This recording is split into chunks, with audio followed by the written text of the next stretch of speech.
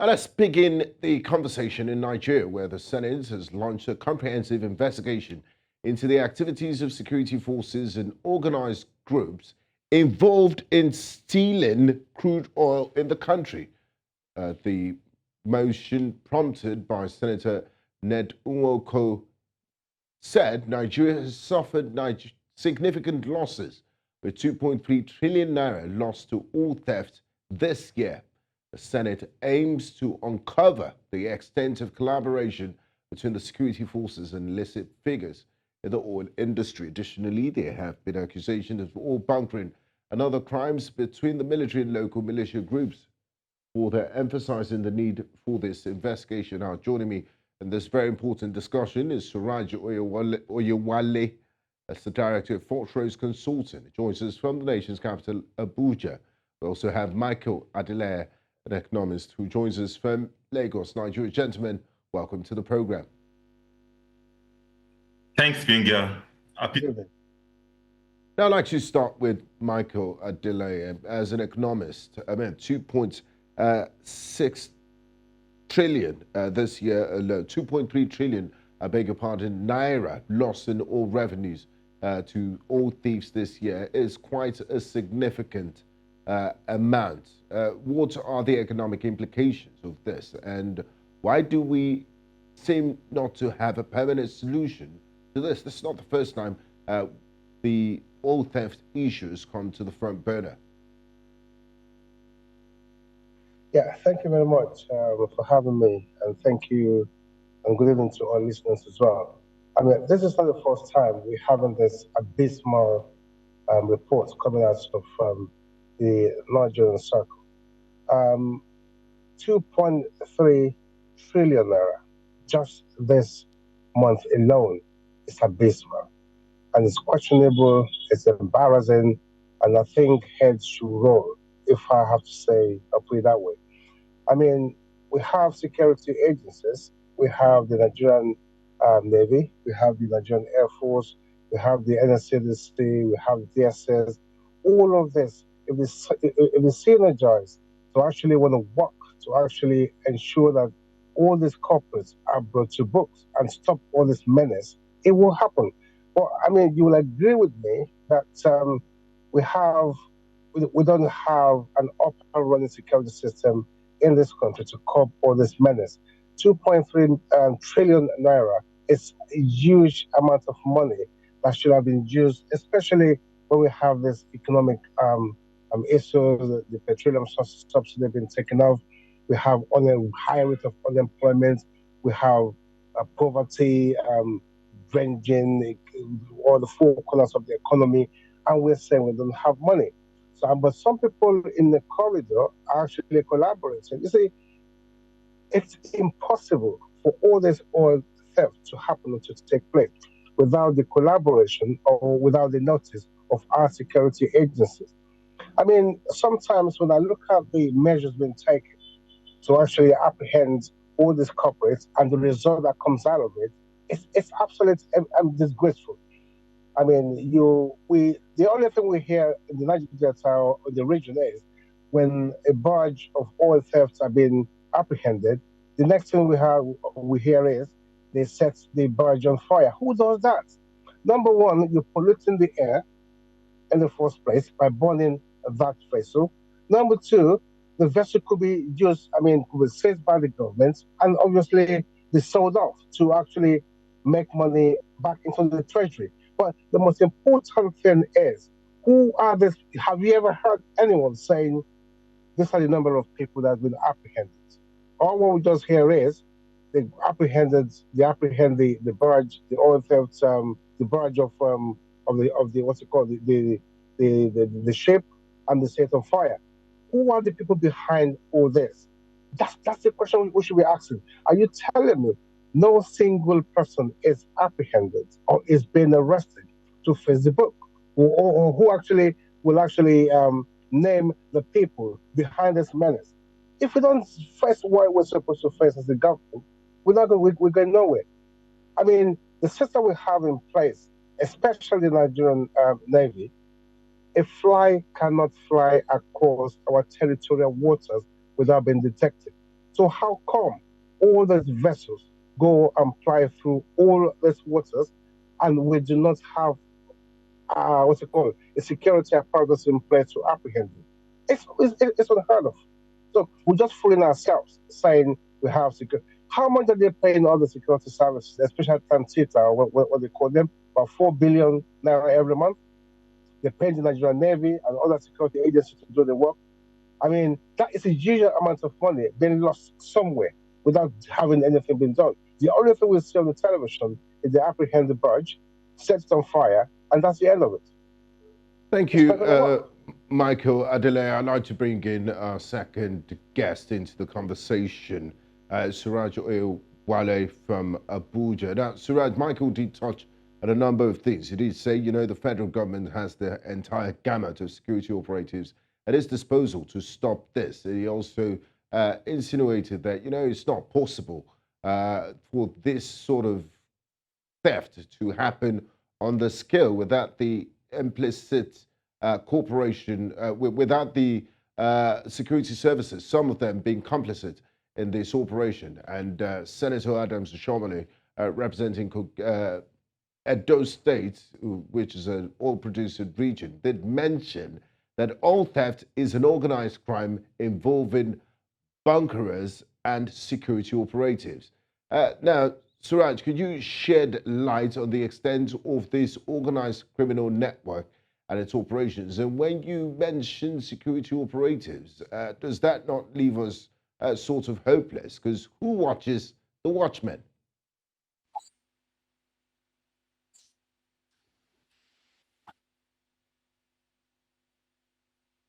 Hello, Suraj, are you there? Could you kindly unmute your device if you can hear me?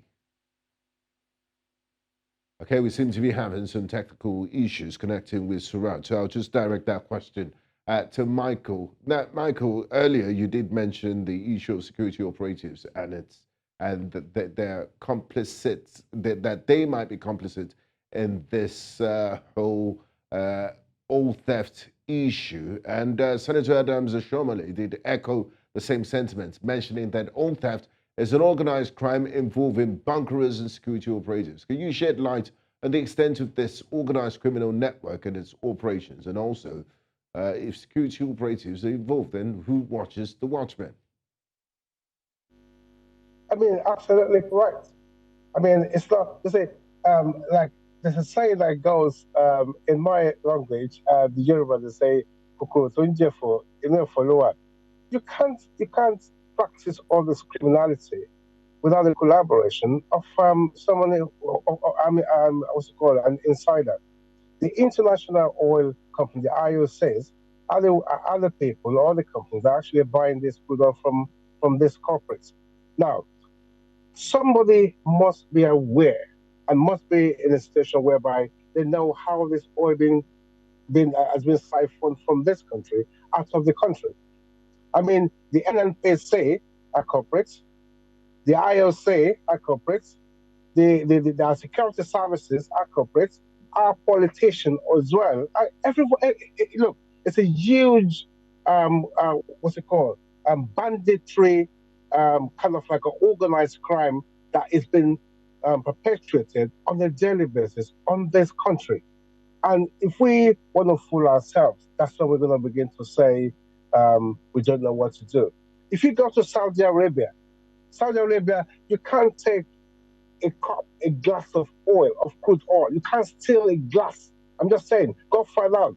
A scoop of glass of crude oil, you can't take it out from Saudi Arabia oil network system because it's been monitored on a regular basis. If anything happens somewhere, they tamper with the pipelines. If somebody is practicing some unscrupulous activity somewhere, it's gonna come up. Now, Nigeria as well. Are we saying we don't have the capability to do the same?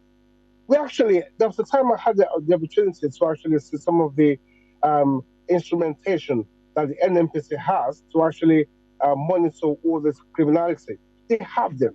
So are you saying we don't have enough skilled men and women who could actually man the system to ensure that this is what they're going to be reporting on a daily basis, that what is going on? It's a collaboration. Everyone is involved. The reason why it's so hard, this has been going on for ages, and the reason why it's just going to be like a commercial entity, everybody's going to have a share of it. Our politicians are involved. If a proper investigation and an international audit takes place, you will find out that our politicians are involved. Some of the government's what's it called personnel are involved from the federal to the local level are involved. Our security agencies are involved, and everyone are just in this. This apparatus of perpetuating this criminality. It's absolutely unacceptable until we are ready as a government, as a country, and as a people to say we need to stop this. Then it's not gonna happen. It's not gonna stop. I mean, everyone is involved, and that's the reason why if anybody Raised, cries foul among the politicians, that means they're not having a share of it. That's what's you, going on. you've raised quite a number of pertinent issues, which calls for really deep introspection for Nigeria as a country. And it's ironic that a country that depends on the sale of crude oil for a lot of its foreign exchange receipts can allow this theft to go on at an industrial scale. We're not even meeting the OPEC quota at a point where Nigeria should be enjoying the benefits of high global oil prices. We're not producing enough to reap the benefit because this theft is going on at an industrial scale. Now, let me bring in our second panelist into this discussion, Suraj Oyewale. Now, Suraj, the Senate has instructed committees to conduct a comprehensive inquiry into various aspects of oil theft. I'm sure this is not the first time you'll be hearing this in the recent past.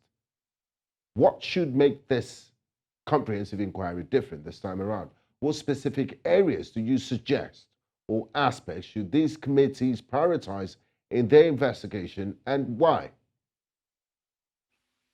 Yeah, thanks so much, Gbenga, once again.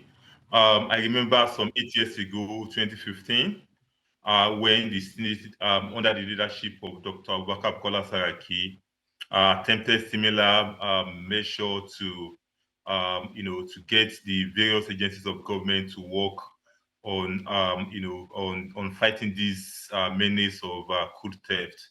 Unfortunately, nothing came out of it, and here we are, 8 years later, still talking about crude theft, oil bunkering, and all of these issues associated with, oil production and marketing in Nigeria. This time around, it does appear that I have my concerns because sometimes when you hear some of this noise, some of these, I don't want to condemn noises, some of these riot acts by the Nigeria's National Assembly. Sometimes after that, you tend not to see any results. As someone who has appeared before several committees of National Assembly in the past on oil and gas matters, without anything coming out of it after the initial talks and so I'm a little bit skeptical, but notwithstanding, I will give them the benefit of the doubt again. And I think what they can do right this time around is they have to first and foremost understand that the people who are also going to be part of this in the Senate leadership, the Senate and National Assembly members who are going to be part of this have to be people of integrity, people who really can get to the bottom of this. Don't forget, you've had a situation in the past in which National Assembly set up a committee to fight some issues in the oil and gas sector. At the end of the day, people who are meant to be to be the police, fighting people, ended up to being the criminal. Don't forget what happened during the subsidy matter in 2012 when someone that was thought to be a top, a no nonsense legislator, eventually ended up being the one even enabling these issues. So I would say that this time around, the National Assembly, the people to populate. I'm aware that there are standing committees that are going to give this.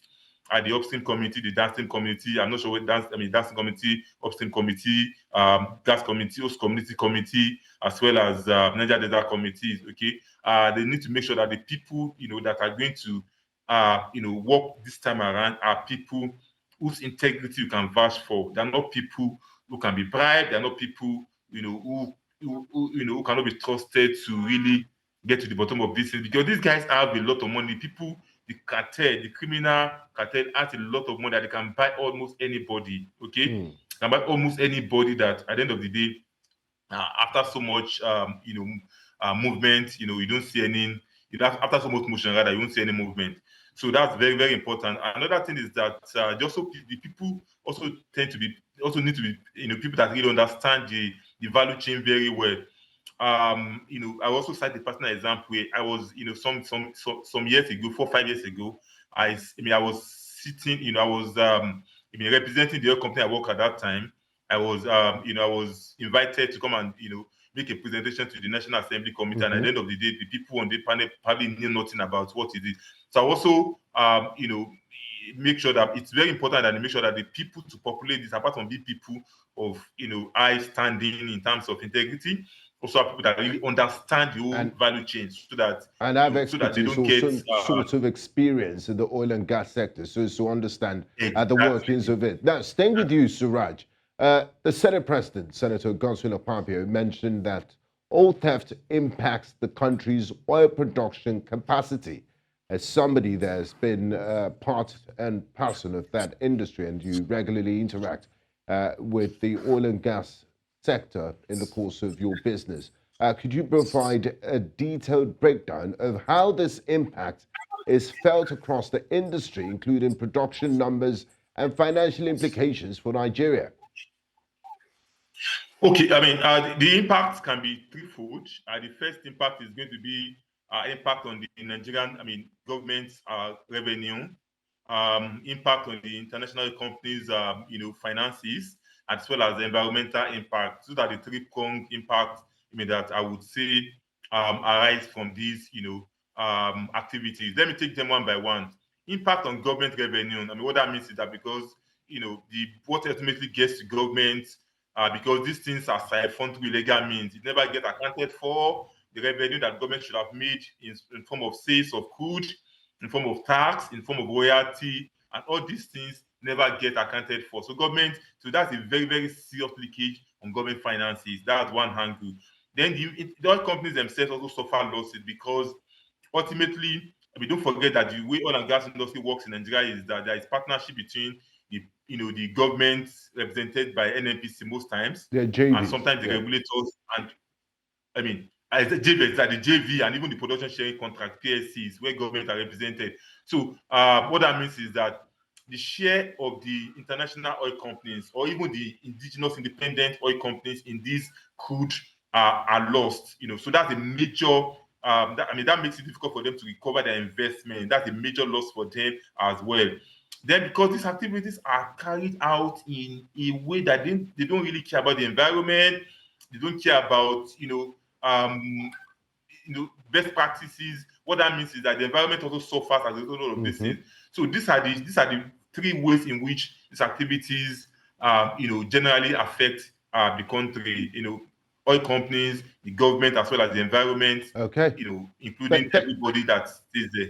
Thank you, Suraj. I'd like to bring back Michael Adeleye in Lagos into the conversation. Now, Michael, in investigating crime, investigators will often look for the motivation behind why that crime has been carried out. Now, could you explain the motivation behind some militia groups and local residents getting involved in oil theft? And are there specific regions or communities within Nigeria that are more vulnerable or susceptible to oil theft?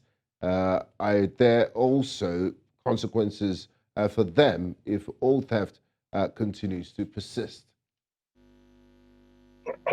Yeah, thank you very much. Let me put it this way. We regularly see petrol tankers that falls on our motorways, and the fuel in them split on the roads, and you see how large number of people will come to it to come scoop the what's it called, petroleum spirits for personal usage or for commercial sales. At the end of it, 9 out of 10 of these tankers, when it happens, there's always an explosion, and you have a number of people being burned to death. Now, the question is, does that stop people from still doing the same thing when the tanker fell? No, that's the question. Now, if some people are so adamant and they don't care about the dangerous, the negativity, the environmental pollution that of course when they practice this anomalies, then the question should be asked. Now, when all these people who are engaged in this criminality, like my colleague actually said, mentioned earlier, they have a lot of money. Some of these bandits, of this cartel, has much money than the government themselves. So they are the people that are sponsoring criminality. Now, like what if I want to go back to your question now, those environment, those communities that get involved, they don't just get involved because they have no jobs. The government has no money to create jobs, or they don't have the right people or the right policies to put in place to create jobs for local communities or for the Nigerian populace or our youth or the job seekers. When there are no jobs, there is abject poverty running around every community. Whatever they're going to have to lay their hands on to feed themselves and their family, they're going to do it. If you ask them, because majority of these riverine areas, the major commercial activities, economic activities, is fishery. So when all of them are fishermen, and when they know they participate in all these bunkering activities, it pollutes the water. All their life, it stops all their life in their waters. No fish, no shrimp, no crab, no nothing. They understand that. It's not that they don't know it, but the question is, what is the alternative that this community have to actually stop participating in this criminality? That is the question. So they're not going to stop. They understand the what's it called, the dangers involved. They understand the negativity involved. They understand everything that is going against them if they participate in this local bunkering, which is also a criminal, and they also understand the fact that they could get arrested. They understand all that, but they have no alternative. So they're still going to have to do it. So the question now is, who are these people behind this criminality? We don't know them physically, but we can tell. They're not ghosts. Yes. Yeah, we have local participators. We have international participators. If someone steals from a shelf and with a ladder, someone's going to have to be at the bottom of the ladder to actually assist, to aid that thing to get down what the person has stolen. That is what is going on. So the issue now is this: if we do not find a way to stop all this thing, because every community will get involved. They call it national cake. They have to survive, and they die on a regular basis. Look at what happens of recent, especially in the riverine area. Explosion, and whenever that explosion comes in, tens, 20s, or hundreds of people are being burned to death. That's not going to stop them from going to the next stage or to the next area to start all over again and begin to perpetrate this criminality. Because it seems to be a never-ending cycle. Michael, Adeleye, thank you. But I'd like the final question on the program to go to Suraj. Suraj, we've been at this. You did mention the 8th Senate, when Senator Bukola Saraki was Senate President, he did attempt to do this, but we're still back at the question of all theft. Now, collaborative efforts between the government security forces and relevant authorities are crucial to addressing all theft. What policy changes or strategies do you believe need to be implemented to create a more effective and sustainable solution to this issue? So we are not just going round and round in circles and just talking for the sake of talk. What needs to be done differently by this Senate in the National Assembly to put an end or minimize the scale of which we're hemorrhaging oil and this industrial theft of crude oil in our nation? Okay, a short answer. I'm tempted to say a death sentence to anyone caught. Maybe that's quite steep, but if you look at the consequence of some of these things, then that might not be Extreme. and entirely out of place exactly because some years ago, 2016 or thereabout, when some of the guys that were doing bunkering were caught, they were given 10 years imprisonment. But guess the alternative, 3 million naira. Okay, that was the minuscule. term that was given to them. So that was another case that happened in 2019, 500,000. So these are very, very small and will I say unsteve measures that will never achieve anything. So that's one thing. But for me, it's not just about in Nigeria, I think we have. I don't think law is exactly the problem in Nigeria. We also have a problem of implementation within the existing framework of laws. I'm sure there are ways to deal with these things, but the problem we have is just the fact that implementation. You probably should be able to. The guys may be able to, maybe to bribe someone that is in charge of this. So I would think implementation is very, very important. The government needs to be more stiff in implementing these measures. It might not need to be death penalty because anybody can easily say that even our politicians do worse and nobody prescribes penalty for anyone. Within the existing framework of laws, I think we can deal with these things. Stiffer penalty, no option of fine. Getting to the, my colleague was mentioning the fact that the people, most times when you see these things, it was maybe one small boy or one guy in the lower rung of the economy ladder that is caught. Never get. There's never been a to the masterminders. As the masterminders were brought to book. So these are implementation issues. Thank you very much, gentlemen. We've come to the end of this conversation. Suraj Oyewale, Director of Fortrose Consulting in Abuja, and Michael Adeleye, Economist, who joined us from Lagos. We do appreciate your insight and contribution to the program. Thank you. Thank you, Gbenga.